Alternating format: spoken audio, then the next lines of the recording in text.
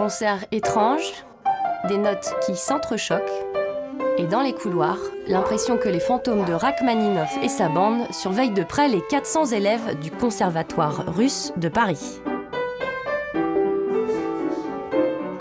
Derrière ces portes, dans le 16e arrondissement, des poupées russes, des jeunes violonistes, des saxophonistes, des concertistes et des danseuses. Et une seule méthode pour tous, la méthode russe qu'on enseigne dès l'âge de 3 ans.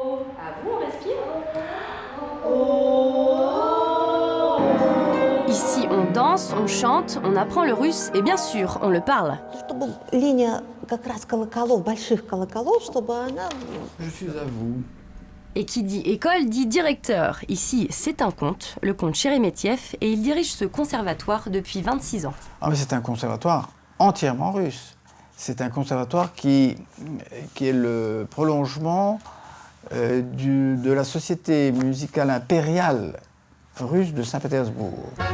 Le comte est un descendant direct de cette lignée impériale. Son aïeul, en toute simplicité, c'est le dernier tsar, Nicolas II. Au poste de directeur, Monsieur le comte a succédé à de nombreux autres, tous russes blancs, artistes, installés en France après avoir fui la révolution bolchevique de 1917. À Paris, ils ont voulu recréer la société musicale de Sa Majesté. Tout ça sont des sommités de la musique. Là, vous avez un portrait magnifique de Rachmaninoff, qui est notre idole, je dirais, puisque c'est sous son nom que nous continuons à travailler. On l'aura compris, de 7 à 77 ans, au conservatoire, on vénère davantage Rachmaninoff que Lady Gaga. Ici, les jeunes pianistes s'entraînent pour des concours internationaux. Ils recherchent une technique particulière, reconnue dans le monde entier, la méthode Rachmaninoff. Explication avec la russe Elena Kron, professeure de piano émérite.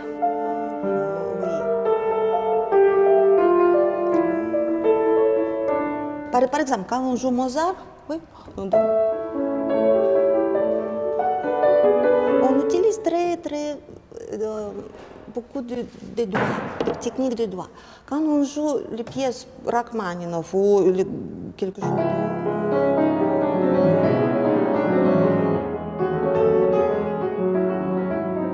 on a besoin de garder utiliser tout notre corps. Dans la matinée, c'est l'arrivée de Madame la directrice ou Madame la comtesse. Elle n'est pas russe et dans l'enceinte du conservatoire, elle préfère qu'on l'appelle par son nom de jeune fille, Huguette Bultel. Peut-être que j'ai plus de liberté quand je suis Huguette Bultel, parce que je serais un petit peu... J'aurais tendance, par exemple, à aller dans des endroits un petit peu canailles, prendre un sandwich, une bière, alors qu'en tant que comtesse, je le fais pas. Voilà. Le programme d'Huguette, le mercredi après-midi, c'est l'accueil de tout son petit monde. L'enseignement est russe, mais les élèves de toutes nationalités, français, américains, japonais, italiens, brésiliens, et plutôt de familles aisées. Serge Gainsbourg, lui-même d'origine russe, y avait mis ses enfants. Ah oui, oui, oui, réputation internationale, et pour les gens, c'est un devoir, un mythe de pouvoir venir ici avoir un diplôme d'honneur du Conservatoire sur Rachmaninoff. Aujourd'hui, si seulement 25% des élèves sont russes, c'est aussi parce que la communauté russe de France s'est réduite comme une peau de chagrin. De 300 000 au début du XXe siècle, elle est passée à 5 000 aujourd'hui.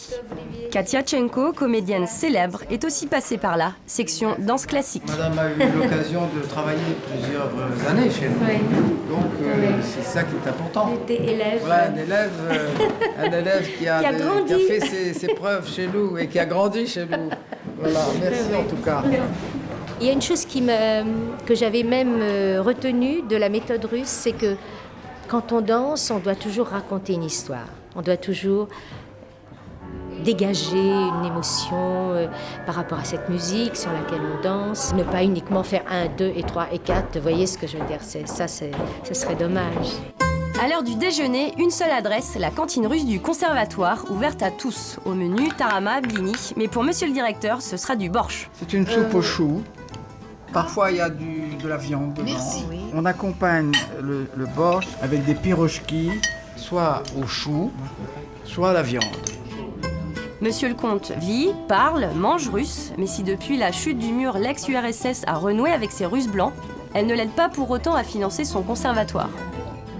La Russie devrait être fière que nous soyons, après 90 ans, nous soyons toujours là, que nous soyons toujours déterminés à défendre la culture russe et les traditions russes. La Russie devrait comprendre qu'elle doit nous aider. Espérons pour Monsieur le Comte qu'après l'année de la Russie en France, l'ami Medvedev va réviser sa copie. Allez, pour se consoler, une petite vodka servie dans des kalachnikovs. Mais c'est du jus de cerise. Nous connaissons Monsieur Kalachnikov, l'inventeur. Ah oui. Je l'ai rencontré il y a pas longtemps. Quel homme merveilleux. Et vous savez il est pauvre. Quand vous pensez les millions de Kalachnikov qui ont été vendus dans le monde, non. Il a eu juste la croix, la décoration de, je ne sais pas, de Lénine. Et voilà. Vous pensez qu'on vit avec une décoration ?